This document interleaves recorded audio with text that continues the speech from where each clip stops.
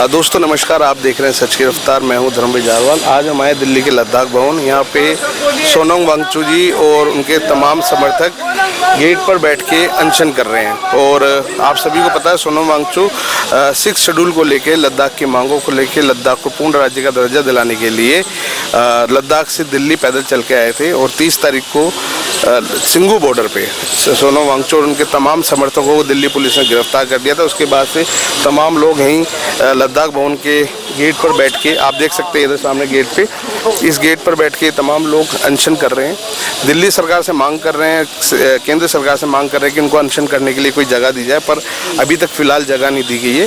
किसान नेता राकेश टिकैत भी आज सोनम वांगचुक जी से मिलने आए, उनसे भी हम लोग बात करने की कोशिश करेंगे। सोनम वांगचुक जी का भी अब आगे क्या उनकी रणनीति है, क्या उनके प्लान है अपने इस अनशन को लेके, कब तक उनका अनशन चलेगा, इन तमाम बातों के जो सवाल हैं, इन तमाम सवालों के जवाब हम सोनम वांगचुक जी से भी लेंगे।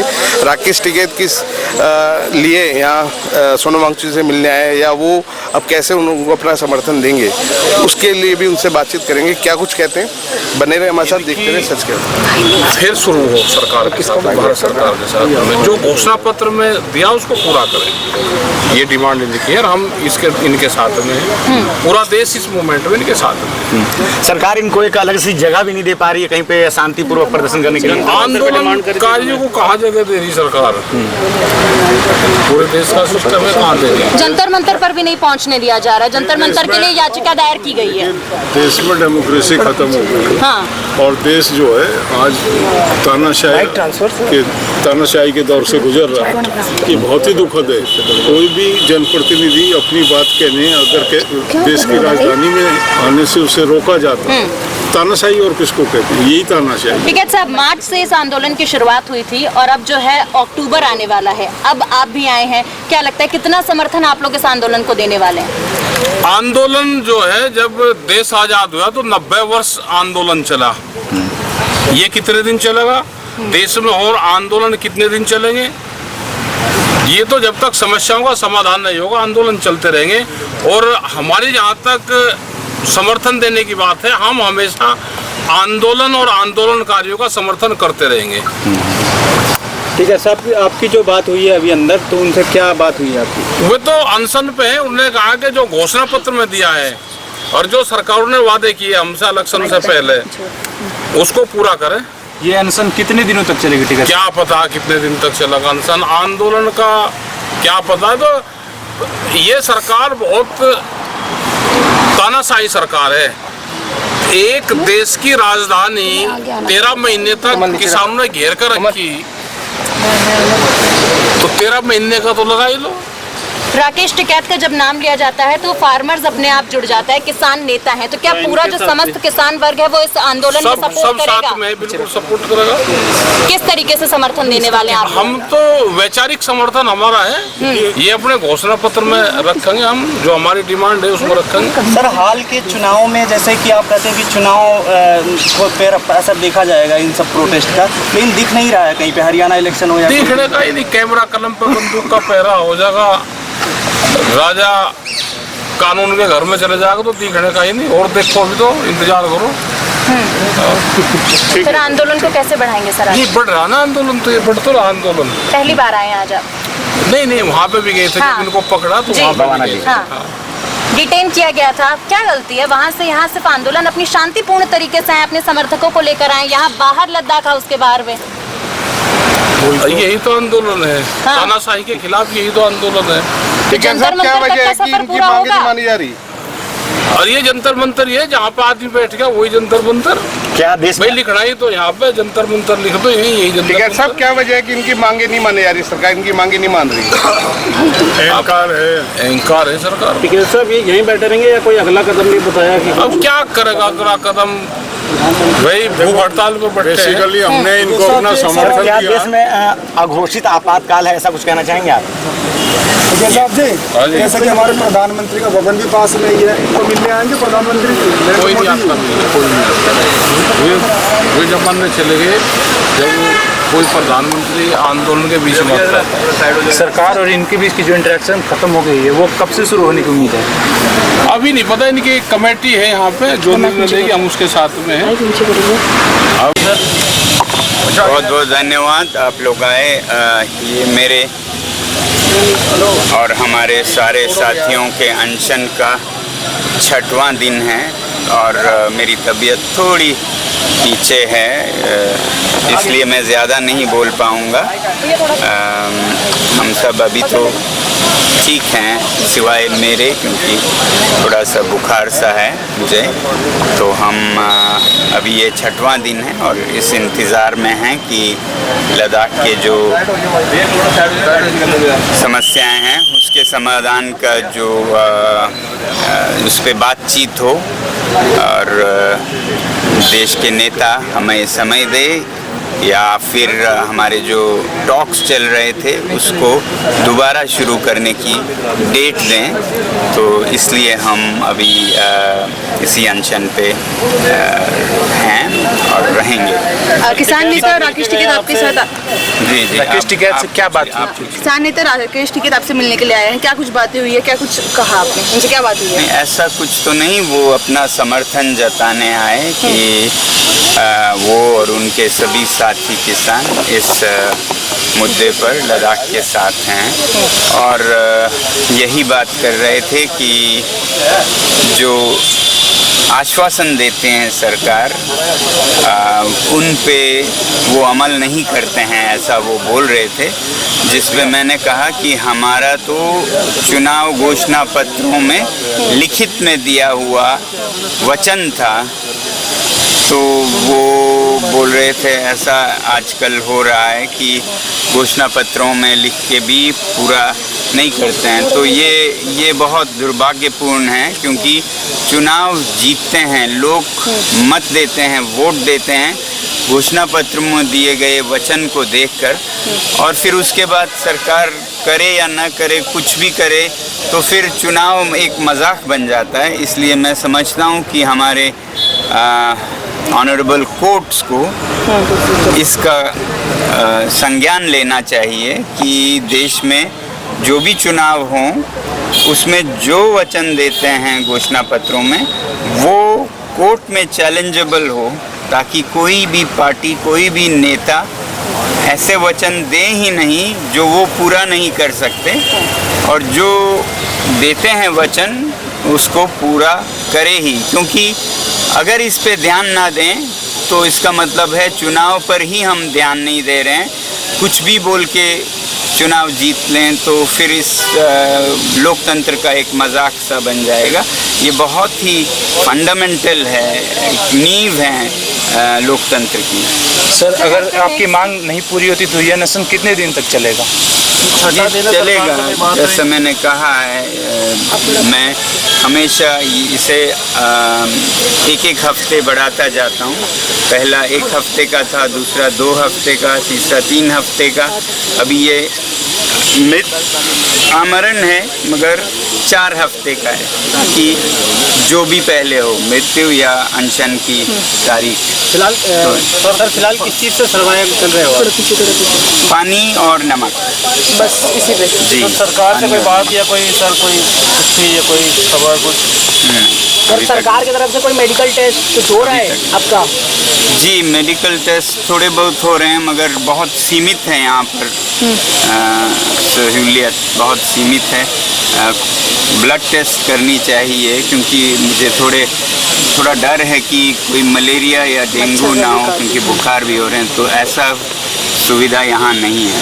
तो सर, आपने कुछ ये सरकार से इसके ऊपर कुछ सवाल पूछे, कुछ बात की सरकार से? इस बात पर तो नहीं, हम खुद प्राइवेटली करेंगे अगर यहाँ नहीं होता है। सर, हमारे प्लेटफॉर्म से आप कुछ मैसेज देना चाहेंगे, क्योंकि अभी तक आपको कोई भी रिस्पांस मिला नहीं है सरकार की तरफ से? जी, मैं तो मैसेज यही दूंगा कि ये सबका एक अभियान है, आंदोलन है, सिर्फ हमारा नहीं, सिर्फ लद्दाख का नहीं है, पूरे हिमालय का है। और क्योंकि हिमालय पर पूरा भारत निर्भर है तो हर एक भारतीय नागरिक का ये आंदोलन है, क्योंकि ये हिमालय जो कि आपके भी पानी का स्रोत है, अगर इसे बचाया ना जाए तो आज हमारी कल आपकी बारी आने वाली है। और ये एक लोकतंत्र की जद्दोजहद है, संघर्ष है। क्योंकि भारत लोकतंत्र है, लोकतंत्र की माँ है, तो फिर सीमा तक लोकतंत्र के फ़ायदे पहुंचने चाहिए।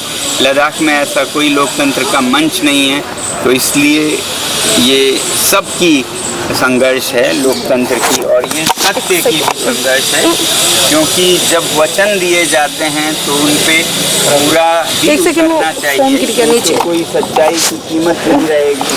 कल को आपके घरों में भी जो कुछ भी कहते हैं उस पर कोई खरा नहीं उतरेंगे। आपके कंपनीज में जो MOUs होते हैं उनका कोई मूल्य नहीं रहेगा। कुछ भी लिख दो और फिर मुकर जाओ। तो ये पूरे भारत, पूरे मानवता की संघर्ष है, ताकि हम देश में सत्य, एथिक्स जिसे कहते हैं, मूल्यों पर आधारित वो ला सकें। सर, इंस्टाग्राम पे सर आपने सुबह एक मैसेज देने की कोशिश की कि आप कैसे इस प्रोटेस्ट को समर्थन दें, तो उसके बारे में सर ज़रा बता दीजिए। जी, हम ये कह रहे हैं कि आप लोग, बहुत लोग पूछ रहे हैं हम क्या करें। हम ये कह रहे हैं कि आप अपने अपने जगह पे एक दिन का व्रत रख सकते हैं। एकादशी रविवार को है, तो संडे को आप लोग भी अपने अपने जगह एक दिन का व्रत या उपवास रख सकते हैं। जैसे हमने पद यात्रा की लेह से दिल्ली तक, आप अपने शहरों में एक छोटी सी पद यात्रा करके लोगों को जागृत कर सकते हैं। और वैसे ही दिल्ली में जो हैं वो यहाँ आके हमारे साथ उपवास कर सकते हैं। यहाँ एक छोटा सा पार्क है, उसमें कर सकते हैं। तो और कोई हम नहीं चाहते हैं कि आप जलसे जुलूस करें। उपवास से अगले तक एहसास दिलाएं, यही गांधी जी ने सिखाया, इसी पे हम चलना चाहते हैं। क्या आप लोगों की तरफ से जंतर मंतर पे भी जगह मांगने की डिमांड हो रही है सरकार से? जी, हो रही है। उम्मीद है अगले कुछ दिनों में मिलेगी। जी कब तक आपका ये अनशन चलेगा? अभी आंसर किया है जी। और सर, सोनम जी, आपको विश्वास दिलाया गया था कि आपको टॉप लीडरशिप से मिलने दिया जाएगा।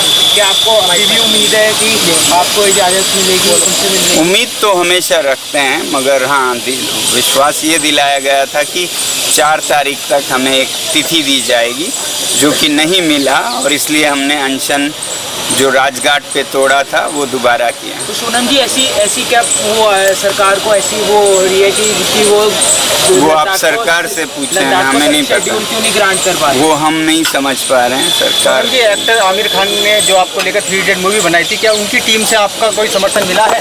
नहीं, हम इस तरह से समर्थन की मांग नहीं करते हैं। जो करना चाहे खुद से करें तो वो समर्थन है। धन्यवाद। धन्यवाद। बहुत शुक्रिया। तो आप लोग सुन रहे थे हाँ जी, हाँ जी। आप मीडिया पर्सन प्लीज़ आप चले जाइए। दोस्तों नमस्कार, आप देख रहे हैं सच की रफ्तार। मैं हूं धर्मवीर जारवाल।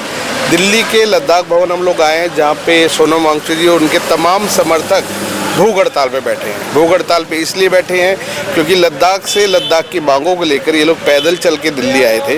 दिल्ली बॉर्डर पे 30 तारीख को इनको रोक लिया गया, जबरन इनको उठाकर पुलिस स्टेशन ले गए, अरेस्ट किया गया, और उसके बाद अब इनको कहीं आंदोलन करने के लिए जगह भी नहीं दे आ रहे। ये बड़ी हैरान करने वाली बात है कि एक लोकतांत्रिक देश, एक आज़ाद देश, वहाँ के आज़ाद नागरिकों को आंदोलन करने के लिए जगह नहीं मिल रही, जो कि देश आंदोलन से ही अपनी आज़ादी लेके बाहर आया था। हमारे साथ लोशे जी मौजूद हैं। लोशे भाई कैसे हैं आप, पहले तो ये बताएं। मैं बिल्कुल ठीक हूँ, एनर्जी थोड़ा लो है, बट कॉन्फ्रेंस जो है वो बहुत। हमें आज भी पता चला, सुबह भी आपको आज इंजेक्शन लगाया गया है।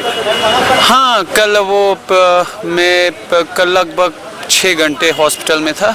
कोई इशू नहीं, वो तो हो जाता है, इंसान है तो थोड़ा हो जाएंगे। लेकिन आपने कहा कि सरकार ने कुछ नहीं सुना, हमारे बिल्कुल सुनाई नहीं दी उन्हें, तो इसी से पता चलता है कि डेमोक्रेसी की हत्या हो चुका है। अगर हत्या ना होता तो आज हमारे पास सुनने के लिए हमारे सरकार आता, और जिस तरह डिटेन किया आप सबको पता है।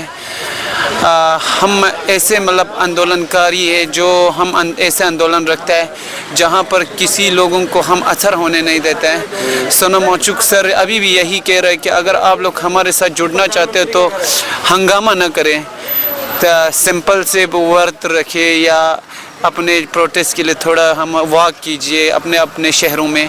सो इसी से पता चलता है कि ये जो आंदोलन हमने छेड़ा है ये कोई मतलब ख़तरे की घंटी तो नहीं था कि हम यहाँ आकर पत्थरबाजी इस पे हम बिलीव नहीं करता है। पहले तो हमारे ज़मीर जो है गवारा भी नहीं करता है।